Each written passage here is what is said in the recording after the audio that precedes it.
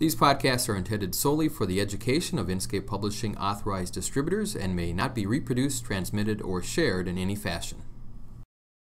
I'd like to take a few minutes here and talk about adaptive testing. And what adaptive testing in essence allows us to do is, for those people that were unsure about what their results should be, is that we can ask them more questions. You know, and adaptive testing has been around for a long time, really since the beginning of development of intelligence tests. In the 1970s, when computers became in vogue, you started to see adaptive testing become computerized adaptive testing become a lot more common. So if you've had, if you've taken, or you have a son or a daughter who's taken the SAT since the mid-90s, they've worked with adaptive testing.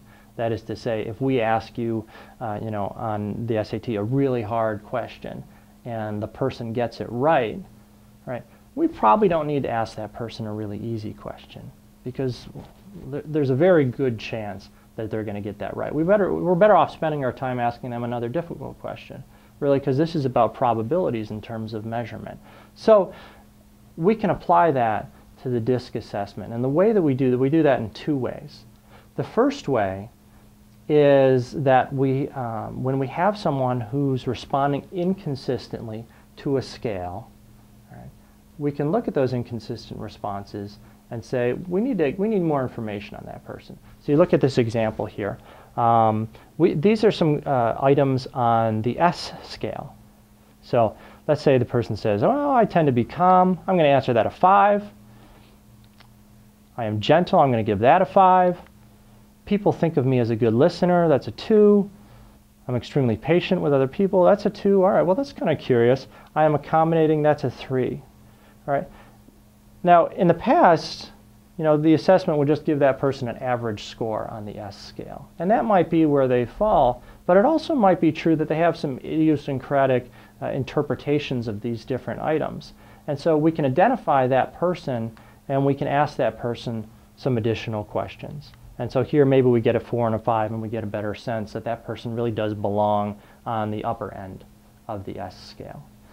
So that's the first type of adaptive testing question, is that on a scale-by-scale level, if someone is responding inconsistently, we can ask them more questions on that particular scale. Then we've got a second type of adaptive testing question, and we refer to these as tiebreaker questions. And so sometimes we get done with all, we've answered all the items on the different scales, and it's unclear what's the best position to put a person in. Maybe, we can see that they're high on the C traits, but they've also got some DI traits.